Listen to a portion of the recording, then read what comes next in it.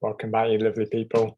Wanted to jump in here live with the Bitcoin capitulation. We've been talking about it for months, really. Certainly for the past few weeks, we've been monitoring it. Remember, almost every other channel was talking about this being the bottom and us heading up to an all-time high. And we always had as our scenario A that we were going to have a final capitulation in line with 2017. And that is exactly what is taking place. What has fueled it? Well, we know that this massive red candle was the Elon Musk and Tesla announcement that they won't be accepting Bitcoin for cars anymore. And the man is at it again.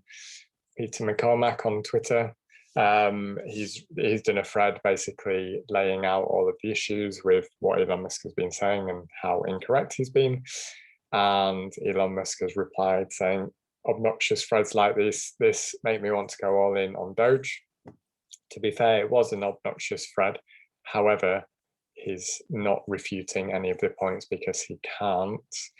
And again, he replies to a different tweet saying Bitcoin is actually highly centralized. And then he said something else about him knowing how money works because he launched PayPal. Well, again, I'm not going to get into it and break it all down because there are many of us doing that. But certainly Elon Musk is looking very, very foolish at the moment with the things that he's saying, at least for those that know what they're talking about. Now, of course, there are people who are following what he says and jumping in on Doge, and that is potentially going to be very tragic for some people.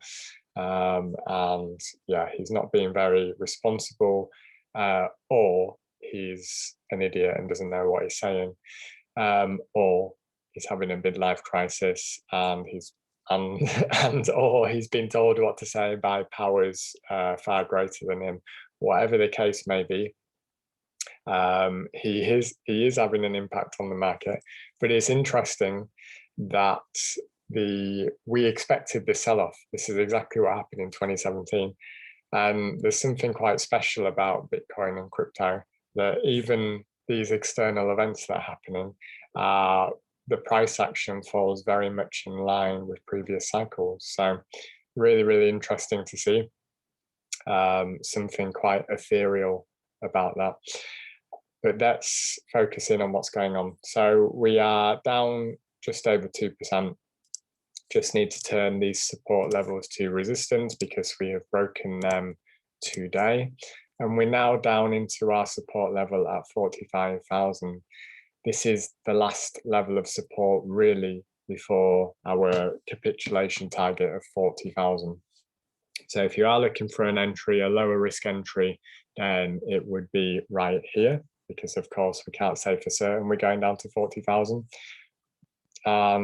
Do I still think we're going to 40,000? My base case is that we do. And the reason being is that I really don't think we've had that panic selling yet, which would normally indicate the bottom of a long correction such as this. Of course, it doesn't have to happen. We can bounce from here, but usually you have even more fear and you would see even more volume on the selling at the very bottom, because literally everybody who has been holding and thought they were never going to sell, then they release, and that's finally the impetus for the next leg up. So there's a chance that we bounce from here and that's it. I think there's a greater chance that we go down to 40. That would be absolutely aligned with everything that we've been talking about and would be pretty insane for us to have got it so right. But it's just in line with 2017. So that's the reason why we've been able to predict it so well. Other interesting things to note are the Bitcoin dominance is up. So even though this selling is revolved around Bitcoin and Elon Musk, Bitcoin is still outperforming the altcoin market. Again, that has been expected. I said we were going to get a reversal because simply the altcoins have been very overheated. You got Ethereum, which has been going up loads, is down 5% today. I believe the ones that have been doing really well, Matic, for example, Matic was up about 15% earlier today, and now he's down 2%. And Cardano was similar. I think it was up over 10%, and now it's down 2%. So I'm definitely seeing that reversal in altcoins today, and them selling off harder than Bitcoin. So I would expect that to continue, especially if we go down to 40. I would expect that panic selling to really take hold in the altcoin market, as to wick down into 40-ish on Bitcoin, and then probably that would happen over tonight, tomorrow morning, potentially into tomorrow day at the latest, and then for us to have some sort of epic bounce off of $40,000. That's the base case. Of course, we can't say it's certainly going to happen, but we've been very, very accurate so far. So we'll continue to track it. We'll continue watching what Elon Musk says. Well, I won't actually, because it's getting boring. And for those that are worried about all this, is this a reason to get out of Bitcoin? Is Bitcoin dead? Did Elon Musk finally do what everybody has been trying to do for years and years and years and kill Bitcoin? Well, of course not. No, every cycle we have to put up with unique misinformation, with people trying to take it down, people trying to shill the coins that they're bringing to market or interested in, and of course powers that be trying to derail Bitcoin. It hasn't worked over the past 12 years. Do we think this is the time it's going to work? Absolutely not, in my opinion. So try and ignore all of the noise.